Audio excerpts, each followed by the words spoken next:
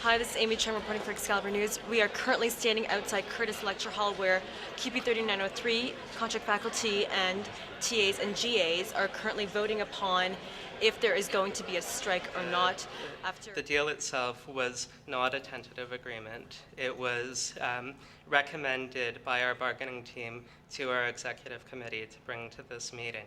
And this is what we did. And when we brought it to this meeting, we presented it in a fair way, and the membership made a decision overwhelmingly that this wasn't sufficient. It's not unusual for bargaining to go a couple of months beyond the end of a contract. Customarily, unions and employers begin to bargain about 2 months before the end of a contract.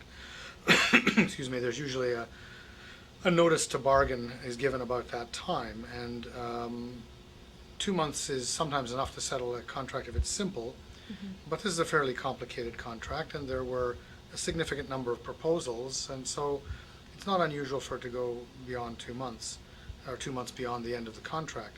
I think it's also the case that unions seek to have as much leverage as possible with their employer, and that sometimes means trying to set the timing of bargaining so that it occurs at a time which puts the employer in the most difficulty if there's not a settlement.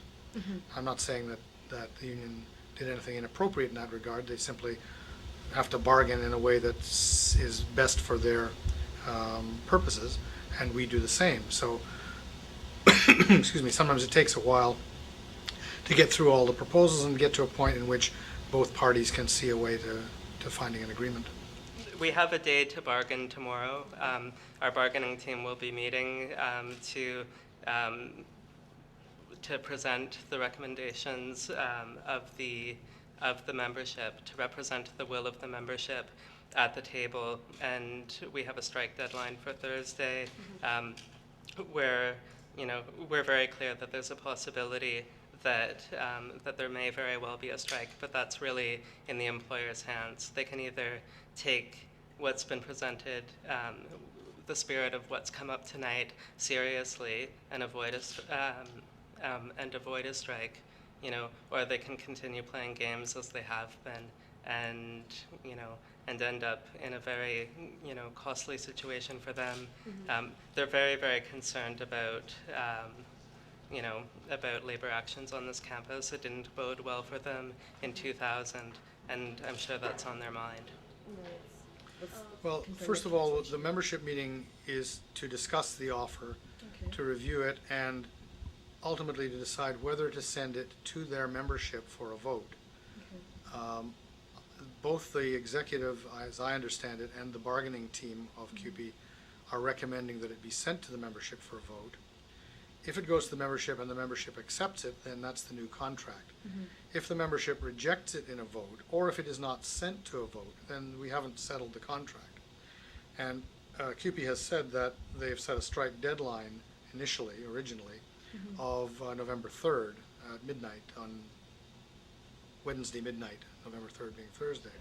Our membership have indicated that there are a whole series of shortcomings with this deal, and what they've given the bargaining team the recommendation to do, the mandate to do, is go back and tell the employer that what's on the table right now is not sufficient. It doesn't address the concerns that our members have raised, doesn't address the concerns that have been put on the table by our bargaining team at the beginning of this process back in July, and that the membership overwhelmingly voted today to say, there's no way we can ratify on this proposal if it does go to ratification. It's important to note that there were around 400 of our members representing all 3 units at this meeting.